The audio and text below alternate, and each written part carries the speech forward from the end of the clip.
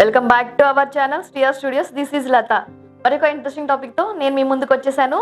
ఈరోజు నేను చెప్పబోయే టాపిక్ భారత మహిళా క్రికెట్ జట్టు 2025 ఫైనల్లో ఘన విజయం సాధించి చరిత్రను సృష్టించింది. సో ఈ విజయం మన భారత మహిళా శక్తి యొక్క సామర్థ్యాలను ప్రపంచానికి తెలియజేస్తుందని చెప్పవచ్చు. సో అలానే ఈ విజయం అనేది ఫ్యూచర్ జనరేషన్స్ కి ఒక స్ఫూర్తిదాయకమైనది అని కూడా ప్రముఖులు ట్వీట్ చేస్తున్నారు. ఫ్యూచర్ జనరేషన్స్ కి ఇది ఒక స్ఫూర్తిదాయకమైన విజయం అని మనం చెప్పవచ్చు.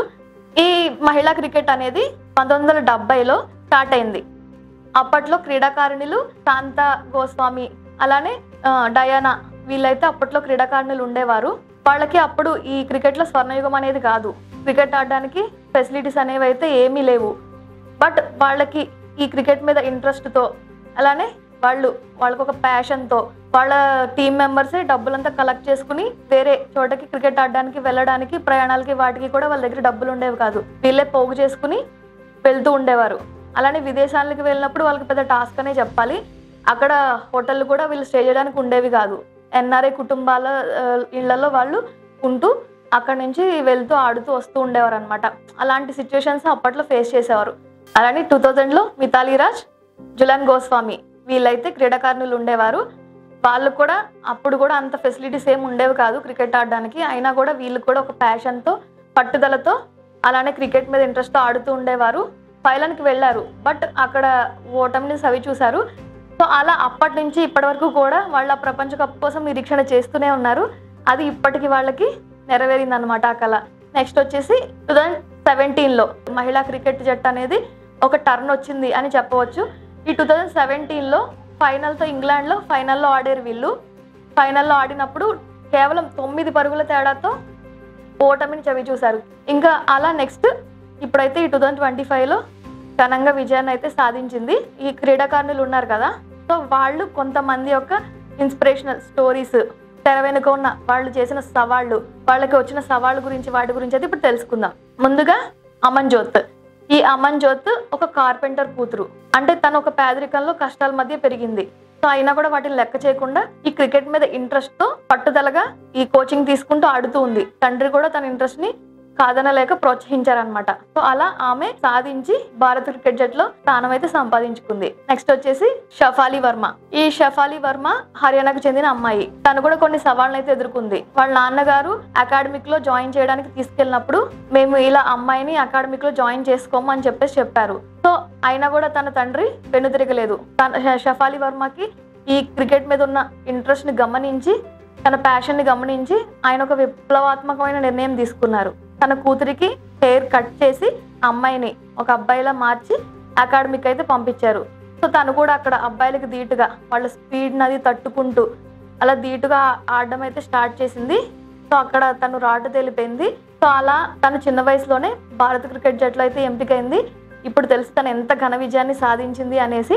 తన తండ్రితో కూడా తను చెప్పింది, ప్రపంచమంతా నా గురించి మాట్లాడుకునే ఒక రోజు వస్తుంది.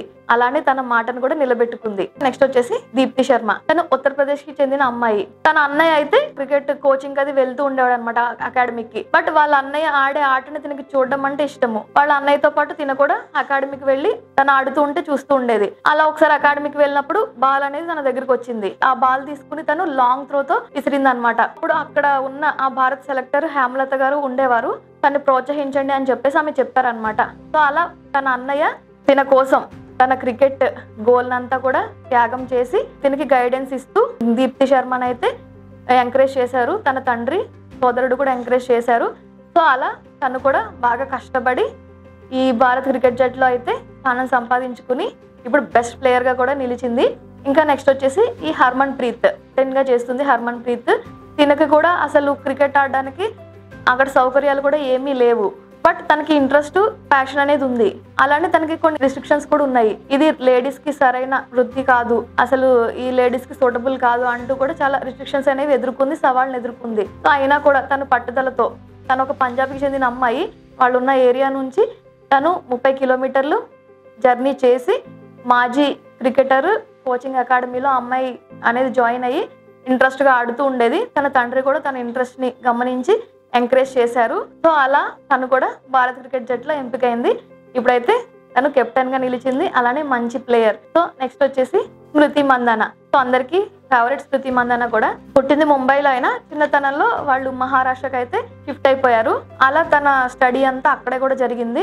తనకు ఒక కన్ఫ్యూజన్ ఉండేది, ఏంటి అని అంటే అసలు చదవాలా లేకపోతే క్రికెట్ లో ముందుకు వెళ్ళాలా లేకపోతే చదువులో ముందుకు వెళ్ళాలా అని చెప్పేసి ఒక కన్ఫ్యూజన్ ఉండేది. బట్ తన ఫాదర్ ఒక క్రికెట్ నేపథ్యం కలిగిన వారు కాబట్టి తనని క్రికెట్లోనే ఎంకరేజ్ చేశారు.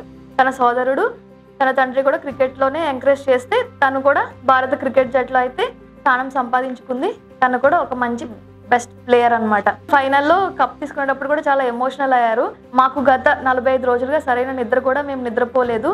బట్ ఈ కప్పు అందుకున్న తర్వాత ఆ నిద్రలేని రోజులన్నీ కూడా మర్చిపోయానని చెప్పేసి చాలా ఎమోషనల్ అయ్యారు. ప్రతి ఒక్కరికి కూడా అలాంటి ఒక మూమెంట్ వస్తే లైఫ్ లో సక్సెస్ సాధించేసినట్టే. నిజంగా మనం పడ్డ కష్టానికి ఒక ప్రతిఫలం వచ్చినప్పుడు ఆ కన్నీళ్ళ రూపంలో మనకి ఆ కష్టం అనేది వెళ్ళిపోతుంది. అలాంటి మూమెంట్ పర్సన్ లైఫ్ లో వస్తే ఇంకా అంతకు మించిన విజయం అనేది వేరేది లేదంటాను. అలాంటి గోల్ అనేది తప్పకుండా మనం ఏర్పరచుకుని తీరాలి. ఒక దేశానికి ఉపయోగపడే ఒక గోల్ అనేది పెట్టుకోవాలి, కృషి చేయాలి పట్టుదలతో. ఇంతమంది ఇన్ని సవాళ్ళను ఎదుర్కొని ఇప్పుడు ప్రపంచం అంతా మాట్లాడుకునేలాగా ఎదిగారు. సో అలాంటి గర్ల్ ఇప్పుడు ఫ్యూచర్ జనరేషన్ వాళ్ళు కూడా తప్పకుండా ఖచ్చితంగా ముందు ఇలాంటి క్రీడాకారులు ఇంకా కూడా రావాలి. ఇలాంటి ఒక గోల్ అనేది ఖచ్చితంగా ఏర్పరచుకోవాలి. అలాంటి ఒక గోల్ ఏర్పరచుకున్నప్పుడు నిజంగా ఒక అమ్మాయికి నేను అనేది ఏంటనంటే ఇది ఒక సినిమా డైలాగే కాదు, నాకు ఎఫెక్టివ్గా అనిపించిన వర్డ్స్ అంటే నేను ఖచ్చితంగా షేర్ చేసుకుంటున్నాను మీతో. నిజంగా ఆ మూవీలో కరెక్ట్గానే చూపించాడు. ఒక అమ్మాయిని ఒక బ్యూటీ వైజ్గా రిప్రజెంట్ చేసేదానికన్నా ఈ అమ్మాయికి శక్తి సామర్థ్యాలు ఎక్కువ. తను చాలా ధైర్యవంతురాలు, చాలా తెలివైనది. సో తను ఏదైనా సాధించగలదు. అలానే తను కరుణతో ఉంటుంది, కష్టపడే సామర్థ్యం ఉంది అని ఎవరైనా కూడా ఒక మహిళని రిప్రజెంట్ చేస్తే తను చాలా హ్యాపీగా ఫీల్ అవుతుంది. అలాంటి ఎత్తుకు ఖచ్చితంగా ప్రతి మహిళ ఎదగాలి అని చెప్పేసి నేను కోరుకుంటాను. సో ఎందుకు ఈ సినిమా డైలాగ్ యూజ్ చేశాను అని అంటే ఖచ్చితంగా యూజ్ చేయాలి కాబట్టి. డైలాగే కాదు, నాకు 8 వసంతాలు సినిమా కూడా రీసెంట్ గా వచ్చిన ఫిలిమ్స్ లో నాకు 8 వసంతాలు సినిమా కూడా చాలా ఎఫెక్టివ్ గా చాలా కనెక్ట్ అయింది అనమాట. అంటే ఒక ఉమెన్ యొక్క రోల్ ని చాలా ఇన్స్పిరేషనల్ గా డిజైన్ చేశారు ఆ సినిమాలో. సో అలాంటి ఆ ఉమెన్ క్యారెక్టర్ అనేది అందులో నాకు బాగా నచ్చింది. ముందు కూడా అలా ఉమెన్ యొక్క స్ట్రెంగ్త్ ని తెలియజేసే మూవీస్ రావాలని కూడా నేను కోరుకుంటున్నాను. సో అందుకే ఇప్పుడు ఈ సిచ్యువేషన్ లో షేర్ చేసుకున్నాను. ఎందుకంటే ఇప్పుడు మనం మాట్లాడుకుంటున్న మహిళల గురించే కాబట్టి షేర్ చేసుకోవాలనిపించింది, షేర్ చేసుకున్నాను. సో ఇలానే ఫ్యూచర్ జనరేషన్ లో కూడా ఈ క్రికెట్ కి అలానే క్రీడలన్నిటికీ కూడా ఈ దేశానికి ఉపయోగపడే గోల్స్ అనేవి చూస్ చేసుకుని కష్టపడి పైకి రావాలని చెప్పేసి నేను మనస్ఫూర్తిగా కోరుకుంటున్నాను. ముఖ్యంగా ప్రముఖులైతే ఈ విజయంపై ఎలా ట్వీట్ చేశారో ఇప్పుడు తెలుసుకుందాం. నరేంద్ర మోదీ గారు 2025 మహిళా భారత క్రికెట్ జట్టు ఫైనల్లో అద్భుతమైన విజయాన్ని సాధించింది. సో ఇది ఫైనల్లో వారి యొక్క ప్రదర్శన నైపుణ్యం మరియు పట్టుదలకు నిదర్శనం అని చెప్పేసి ట్వీట్ చేశారు. అలానే వాళ్ళు ఈ టోర్నమెంట్ అంతా కూడా అసాధారణమైన సమిష్టి కృషితో పోరాడారు అని కూడా ట్వీట్ చేశారు. ఇంకా ముందు జనరేషన్స్ కి ఇది డెఫినెట్గా ఒక స్ఫూర్తిదాయకమైనది. ఫ్యూచర్ లో వచ్చే క్రీడాకారులకు స్వీకరించే దిశగా ఇది చాలా అద్భుతమైన విజయం అని చెప్పేసి కూడా ఆయన ట్వీట్ చేశారు. సో ఇంకా గౌతమ్ అదానీ గారు, ఇది మన భారత బిడ్డల విజయం. ఇది కేవలం క్రికెట్ విజయం మాత్రమే కాదు, ప్రతి మహిళ వారి కలలను సాకారం చేసుకునే ఆత్మవిశ్వాసానికి విజయం దక్కింది అని చెప్పేసి ట్వీట్ చేశారు. సో అలానే ఇంకా సచిన్ టెండూల్కర్ గారు, ఖచ్చితంగా ఇది ఫ్యూచర్ జనరేషన్స్ వారికి స్ఫూర్తిదాయకమైన విజయము. 1983లో పురుషుల క్రికెట్ జట్టు సమయంలో ఎలాంటి ఉద్వేగత అయితే వచ్చిందో ఇప్పుడు ఈ మహిళల క్రికెట్ జట్టు ఈ 2025లో అలాంటి ఉద్వేగకరమైన వాతావరణం అనేది నెలకొంది అని చెప్పేసి ఆయన చెప్పారు. ఇంకా అమితాబ్ బచ్చన్ గారు, జై నారీశక్తి, నారీశక్తి ప్రపంచ కప్ గెలిచింది మన నారీశక్తి అని చెప్పేసి కొనియాడారు. రాజమౌళి గారు, ప్రపంచ ఛాంపియన్స్ ఉమెన్ ఇన్ బ్లూ సాధించారు అని చెప్పేసి కొనియాడారు. ఇంకా మహేష్ బాబు గారు, అనుష్క శర్మ, ప్రియాంక చోప్రా గారు వీళ్ళందరూ కూడా ఈ భారత మహిళా జట్టు కంగ్రాచులేట్ చేస్తూ ట్వీట్స్ అనేవి చేస్తూ ఉన్నారు. సో చూసాం కదా, ఇది ఈరోజు టాపిక్. ముందు ఇలాంటి విజయాలు మహిళలకు ఎన్నో రావాలని మనస్ఫూర్తిగా కోరుకుందాము. సో ఈ వీడియోని లైక్ చేయండి, షేర్ చేయండి, సబ్స్క్రైబ్ చేయండి. మరొక ఇంట్రెస్టింగ్ టాపిక్తో నేను మళ్ళీ మీ ముందు ఉంటాను. This is Latha, signing off SR studios.